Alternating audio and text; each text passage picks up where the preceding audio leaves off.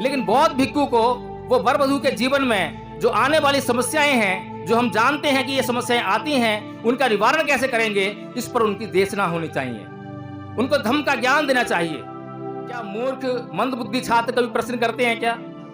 सबसे पहले जब मैं स्टेज पर आया तो सबसे पहले आप लोगों से मैंने यही कहा कि अपने दिमाग को जागरूक कीजिए और प्रश्न करने के लिए तैयार रहिए।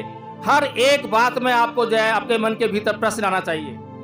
रीति रिवाज और परंपराओं की अगर बात करें तो सबसे पहला काम तो रीति रिवाज परंपरा ये करते हैं कि हमारे दिमाग को बांध देते हैं, हमें सोचने से मना कर देते हैं कि सोचिए मत, बस फॉलो कीजिए, मानिए। ये हमारा रीति रिवाज है और जैसा है वैसा ही मानिए, प्रश्न मत करना। लड़की से दुल्हन बनाया है या दुल्हन को दुल्हन बनाया है, ये बहुत इंपॉर्टेंट है कि ये जो पहले से ही जिस लिबास में बैठी थी, क्या पहले से दुल्हन नहीं थी?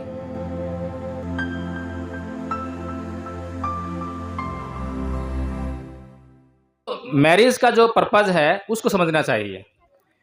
अभी हमारे यहाँ बौद्ध भिक्षु बैठे हुए हैं, कुछ देर पहले कह रहे थे कि बुद्धाचार्य आए थे और उनको जो है उनको ही बुला रखा था और हमें बुला रखा था। सबसे पहले हमें इस बात को समझना चाहिए कि जो विवाह कार्यक्रम होता है इसको किसी भी बौद्ध भिक्षु के द्वारा संपन्न नहीं कराया जाता। ये बहुत महत्वपूर्ण है। बौद्ध भिक्षु का उद्देश्य क्या है और एक उपासक का उद्देश्य क्या है, दोनों के उद्देश्य भिन्न भिन्न हैं। जब एक व्यक्ति अपना घर छोड़कर परिव्राजक बनता है, भिक्षु बनता है, तो वह अपने आप को इस जीवन और मरण के चक्र से छुटकारा दिलाने के लिए, मुक्ति पाने के लिए संघर्षरत रहता है। जो खुद मुक्ति के लिए लगा हो, खुद मुक्ति के लिए संघर्ष कर रहा हो, वो दूसरों को बंधन में कैसे बांध सकता है? इस बात को हमें समझना चाहिए कि कोई भी बौद्ध भिक्षु, ये जो विवाह हमने कराया यहाँ पर, ये एक बंधन है, इन दोनों के बंधन है। आप देखिए कि जब सिद्धार्थ उनकी शादी हुई और जब सिद्धार्थ को जो है ज्ञान प्राप्त करने की पिपासा जागी तो उन्होंने क्या किया? अपनी पत्नी को छोड़ा। पत्नी को छोड़ना वो बंधन को तोड़ना था। जो व्यक्ति बंधन तोड़ के उस बंधन से मुक्त हुआ हो, क्या उसके बाद जब ज्ञान प्राप्त हो गया बुद्ध को, तो क्या दोबारा उन्होंने उस पत्नी को अपना लिया? पत्नी बनाया क्या उसको? नहीं। आजीवन उन्होंने जिसको त्याग दिया, त्याग दिया। इस प्रकार से बौद्ध भिक्षुओं को जो है कभी भी विवाह कार्यक्रम नहीं कराने चाहिए। जो बौद्धाचार्य की जो परिभाषा है वो परम पूज्य बाबा साहब डॉक्टर भीमराव अम्बेडकर ने हमें दी कि समाज में जो है ऐसे कार्यक्रमों को संपन्न कराने के लिए, संस्कारों को संपन्न कराने के लिए हमारे बीच में ऐसे लोग होने चाहिए जो ये संस्कार जो है संपन्न करा सकें। पहली बात। दूसरी बात ये कि हम जो वस्त्र पहनते हैं उनका उद्देश्य क्या है? क्या वस्त्र हमें मुसीबत में डाल दें, कठिनाइयां उत्पन्न करें, इसलिए हम वस्त्र पहनते हैं? अभी देखिए जो यहाँ पे दुल्हन बैठी हैं, उन्होंने कुछ वस्त्र पहने हुए हैं, कितनी तकलीफ हो रही है, कितनी मुश्किलात हो रही हैं। और सबसे बड़ी बात यह है कि अगर मैं एक बात आप सब लोगों से पूछूं विवाह के संदर्भ में कि ये जो हमारे सामने दुल्हन बैठी है, इसको हम लड़की से दुल्हन बनाया है या दुल्हन को दुल्हन बनाया है? ये बहुत इंपॉर्टेंट है कि ये जो पहले से ही जिस लिबास में बैठी थी, क्या पहले से दुल्हन नहीं थी? तो पहले से जो है उस लिबास में, जो कि बहुत लोग जो होते हैं वो ये जानते हैं कि हमें सफेद वस्त्रों में, सफेद वस्त्र का मतलब होता है कि पवित्र मन, बिल्कुल साफ स्वच्छ। लड़के का लड़की के प्रति बिल्कुल पवित्र मन होना चाहिए, साफ होना चाहिए, और लड़की का लड़के के प्रति बिल्कुल जो है साफ और स्वच्छ मन होना चाहिए। एक दूसरे को समर्पित होने चाहिए। जब वो एक दूसरे को समर्पित हो जाते हैं तो वहां से वो अपनी जिंदगी शुरू करते हैं। जब वहां से उनकी जिंदगी शुरू होती है तब उसमें रंग आते हैं, तब वो वैसे वस्त्र पहनते हैं। तो कुछ एक बातें ऐसी हैं। और दूसरी बात एक और है कि आप शायद मंदिर गए थे, ये किसने लगाया माथे पर? घर पर ये लगा दिया है। खैर रीति रिवाज वाली बात होगी, जानते नहीं है लोग जो है कि हम लोग जो है ये रीति रिवाज और परंपराएं जो हैं क्यों इनको जो है ढोने के लिए मजबूर होते हैं।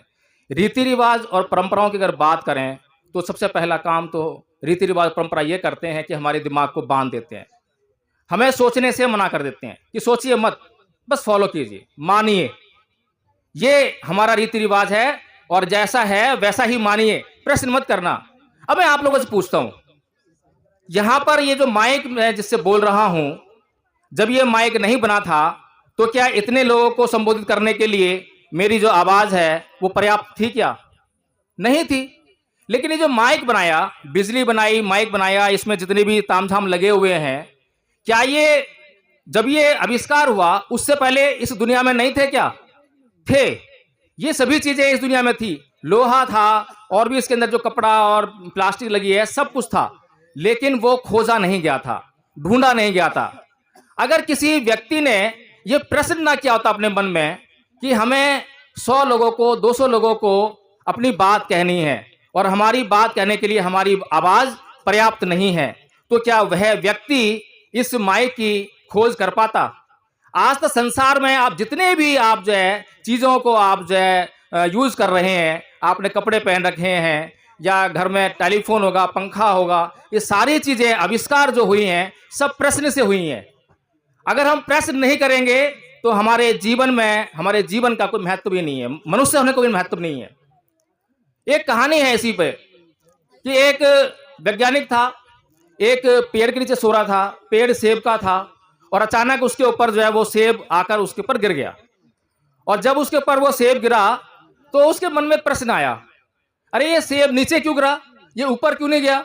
बड़ा अजीब प्रश्न था। अब ये प्रश्न वो कितने भी लोगों से बोलता तो लोग उसको पागल कहते, अजीब पागल है, सेब तो नीचे ही गिरता है, सारी चीज नीचे गिरती हैं। लेकिन उस व्यक्ति ने वो प्रश्न किया और वो प्रश्न करते करते उसकी खोज में लगा रहा, उसका उत्तर ढूंढने में लगा रहा और एक दिन ऐसा आया कि उसने उसका उत्तर ढूंढ ही लिया, जिसके कारण उसने ये सिद्धांत दिया कि ये जो गुरुत्वाकर्षण का सिद्धांत है, इसके कारण जो है सभी चीजें पृथ्वी पर गिरती हैं।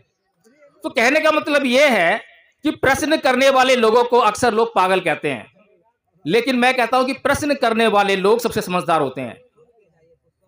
हम स्कूल गए हैं, कॉलेज गए हैं, जो छात्र प्रश्न करते हैं वे कैसे होते हैं?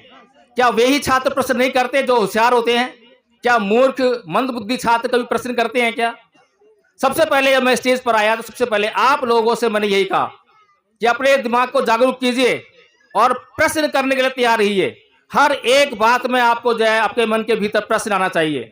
अगर प्रश्न नहीं आएगा तो आप जो है अंधश्रद्धा से भर जाएंगे, श्रद्धा नहीं आएगी, और जो भी आपके भीतर किसी के प्रति सम्मान पैदा होगा वो श्रद्धा नहीं होगी, वो अंधश्रद्धा होगी। इसलिए प्रश्न बहुत जरूरी है।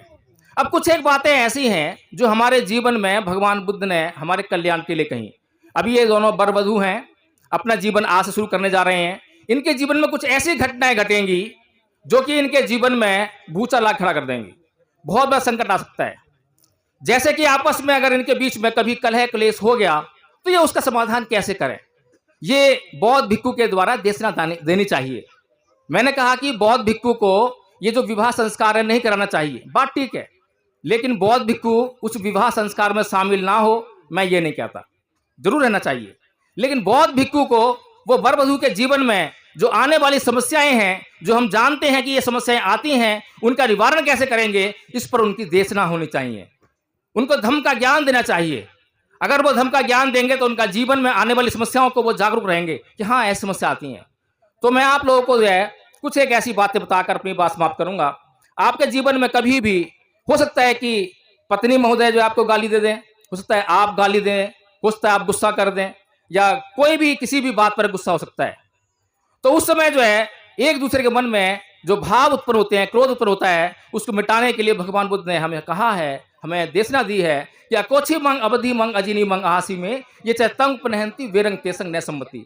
यानी कि उसने मुझे मारा, उसने मुझे पीटा, उसने मेरी चोरी कर ली, उसने मेरे सब कुछ छीन लिया, उसने मुझे जीत लिया। जो इस प्रकार की बातों को अपने मन में बनाए रखते हैं उनका वैर कभी शांत नहीं होता।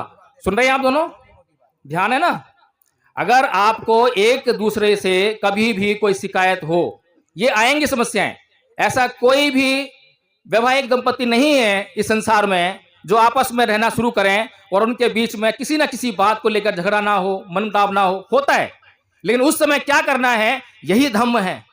हम अपने मन को, अपने चित्त को शांत कैसे करें और सफलता की तरफ कैसे बढ़ें, यही धम्म है। तो आपको यह बात ध्यान रखनी है। जैसे ही अगर मान लीजिए आपकी पत्नी ने क्रोध किया तो आपको क्रोध नहीं करना। क्यों? क्योंकि क्रोध से कभी क्रोध शांत नहीं होगा। बुद्ध कहते हैं कि ना ही वेरेन वेरानी समंत दाचनंग अवेरेन चै समंती ऐस धम्मो सनातनो, यानी कि वैर से कभी वैर शांत नहीं होता। अगर पत्नी जी ने क्रोध किया और आपने भी क्रोध कर दिया तो भूल जाइए कि क्रोध शांत होगा, बल्कि क्रोध बढ़ेगा। ये हम सबके लिए जरूरी है। ये नई दंपत्ति अपना वैवाहिक जीवन शुरू करेगी आज से, इनके लिए भी जरूरी है, हमारे लिए भी जरूरी है। तो ये जो बातें हैं ये हमारे लिए इतनी महत्वपूर्ण है। जब ऐसा वैवाहिक संस्कार जहाँ पर संपन्न हो तो वर वधू को अपने आने वाले जीवन में आने वाली समस्याओं को जितना हम सोच सकते हैं, जितना हम समझ सकते हैं, उनका निवारण यहाँ पर बौद्ध भिक्षु के द्वारा, बौद्धाचार्य के द्वारा, धम्माचार्य के द्वारा, धम्म को जानने वाले के द्वारा या कोई भी समझदार आदमी यही बात करनी चाहिए। इन्हीं से इनका भला होना है। किस प्रकार से बौद्ध ये जो विवाह संस्कार संपन्न हुआ, इससे कोई भला होने वाला नहीं है। इन्होंने नमन किया नहीं किया, श्रद्धा लाए नहीं लाए, इसका ज्यादा महत्व नहीं है, लेकिन इन बातों का बहुत महत्व है। अगर ये बातें इन्होंने अपने जीवन से निकाल दी, अगर इन बातों पर इन्होंने विचार नहीं किया तो ये अपने पूरे जीवन में पछताते रह जाएंगे। और आजकल जो है सबको पता है कि परम पूज्य बाबा साहब डॉक्टर भीमराव अम्बेडकर की अनुकंपा से आजकल जो है हम लोगों को डाइवोर्स लेने का अधिकार मिल गया है। अब मैं नहीं चाहता कि ऐसे समय पर डाइवोर्स की बात की जाए, लेकिन डाइवोर्स की नौबत जो है तभी आती है जब हम धम्म का अनुसरण नहीं करते हैं, धम्म को जानते नहीं हैं। और धम्म क्या है, इसको बहुत ही कम शब्दों में भगवान बुद्ध ने बताया कि सब पापस्य करणं कुशलस्य उपसंपदा सचित प्रयोदपनं एतं बुद्धानुशासनं, कि सभी प्रकार के पाप कर्मों का ना करना और सभी प्रकार के पुण्य कर्मों करना और अच्छे और बुरे कर्मों के बीच के भेद को जानने के लिए अच्छे चित्त का निर्माण करना, अच्छे मन का निर्माण करना, यही धम्म है। इतनी सी बात है। अगर इतनी सी बात हम लोग समझ जाएं, इन बातों पर चर्चा करें, सोचें, विचारें, तो हमारे जीवन से कष्ट निकलते रह जाएंगे। भगवान बुद्ध कहते हैं कि अभिसरित कल्याणे पापच निवारिये दंदंग ही करोति पुण्यं पापस्मिर मजमनो, कि जल्दी कीजिए, शीघ्रता कीजिए पुण्य कर्म करने में, अच्छे कर्म करने में, क्योंकि आपके चित्त से दो ही प्रकार कर्म होते हैं। या तो आप एक समय में अच्छा काम कर रहे हैं या उसी समय में बुरा काम कर रहे हैं। ऐसा कभी भी नहीं होता कि आप एक ही समय में अच्छा भी काम कर रहे हो और बुरा भी काम कर रहे हो। इसलिए अगर आपको अच्छे काम से बचना है, बुरा काम करना शुरू कर दीजिए। बुरे काम से बचना है तो अच्छा काम करना शुरू कर दीजिए और हर समय अच्छा काम करते रहिए। अगर आप हर समय अच्छा काम करते रहेंगे तो पाप कर्म आपके जीवन से स्वतः निकल जाएंगे। तो ये मेरे माध्यम से जो है आप लोगों के सामने कुछ बातें थी, मैं इसी साथ बात देता हूँ। जय भीम।